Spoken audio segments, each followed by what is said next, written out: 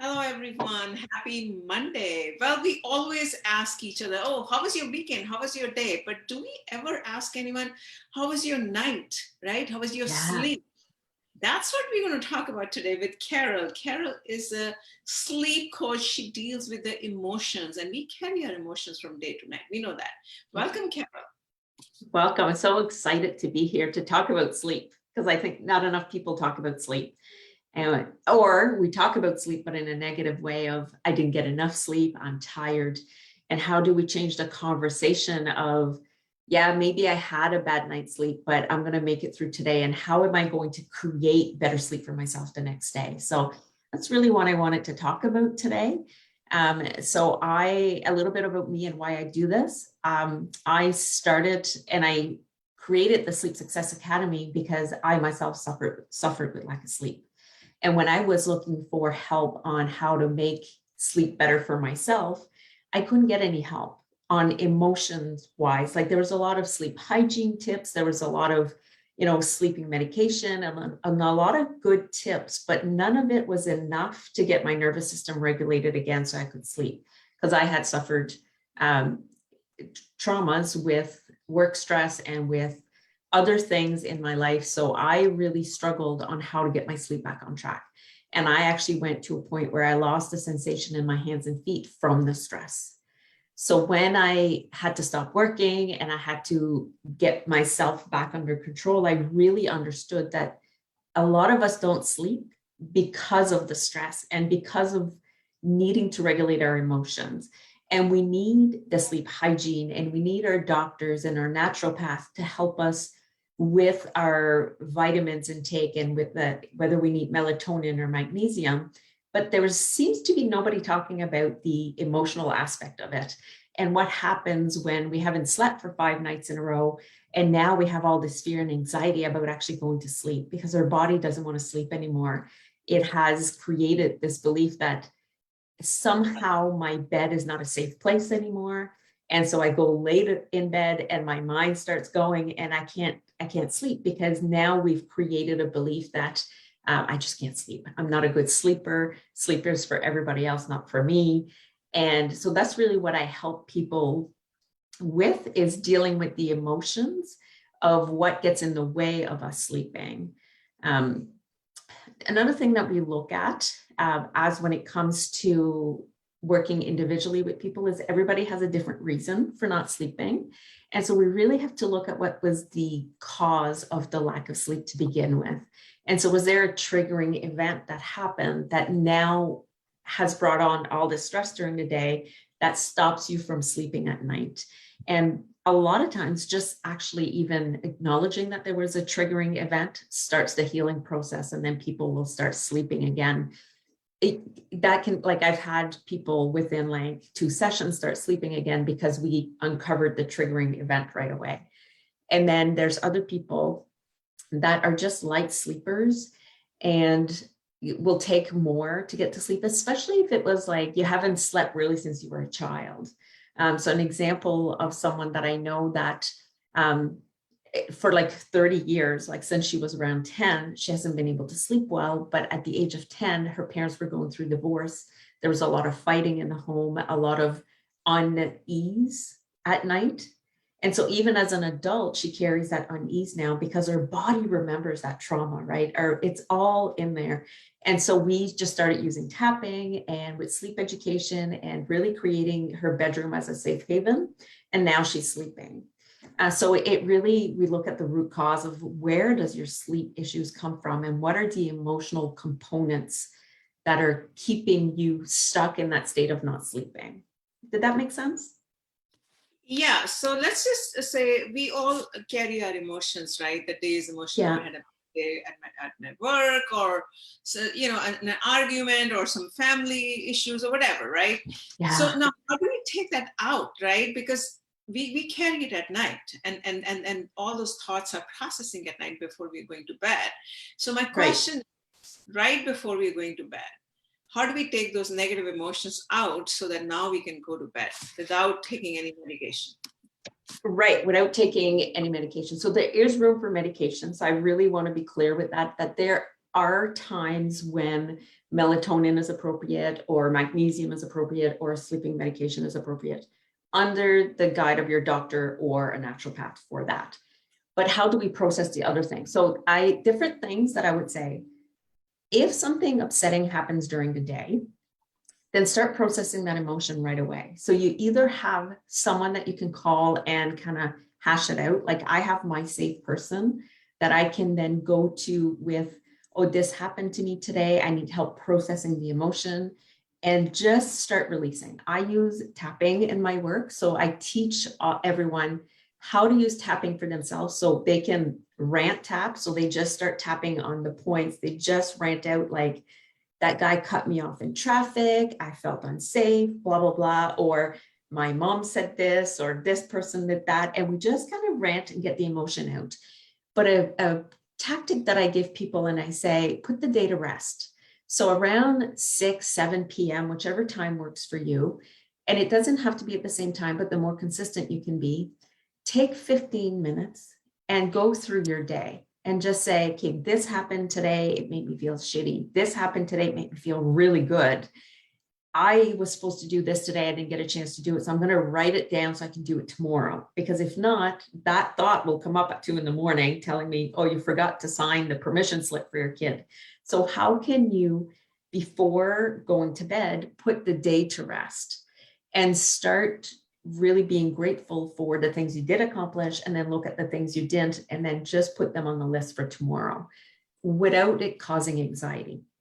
And if it starts causing anxiety, then you use tapping to reduce the anxiety and the overwhelm, because sometimes just writing a to-do list can cause overwhelm because we're actually putting out of our head on paper everything that we have to do, and sometimes that list is just too long.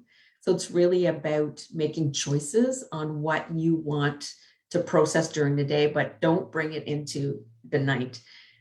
But unfortunately, for most of us, we do bring it into the night because we haven't been taught how to process during the day. So what happened, like it happened to me last night, where I spent probably 2.5 hours unable to fall asleep because I was processing something big that happened during the day. But the difference between now and like 6 years ago when I wasn't sleeping is that now I can say, okay, I'm just processing. And I don't carry the belief now that because I have one bad night's sleep, I'll have hundreds. I know that it was just one bad night's sleep. And I always say, if you were to ask a good sleeper what he does for sleep, if he identifies as a good sleeper, he'll just say, I go to bed and I go to sleep. And a poor sleeper says, well, I go to bed and I have to take my melatonin and I have to put the soft music on and I have to have the blankets just so, but I have to make sure not to forget to take my bath first and all of this.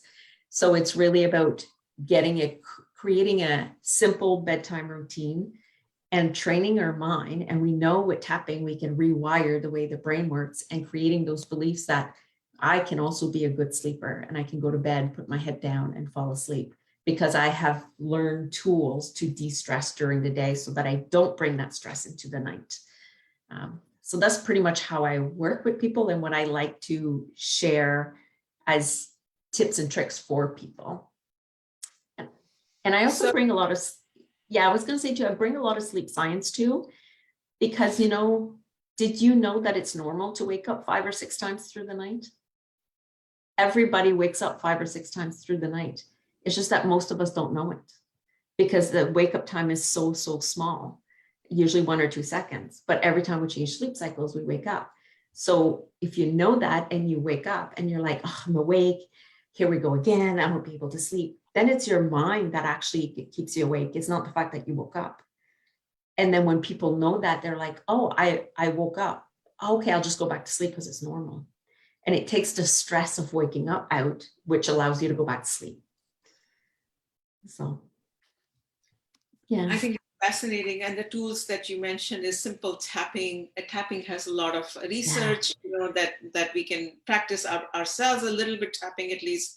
And also journaling, writing our thoughts down, right, for the day and processing it and making sure those thoughts are at least kind of from our head to a piece of paper so we don't carry it around. I mean, these are just simple tricks that you just mentioned. Of course, there are a lot of other things that go with it, herbs and there's a yoga, there's a pranayama, there is Ayurveda. I mean, there's a lot of things, but today we're just only talking about the emotional part of it. Like, how do we control it, Exactly.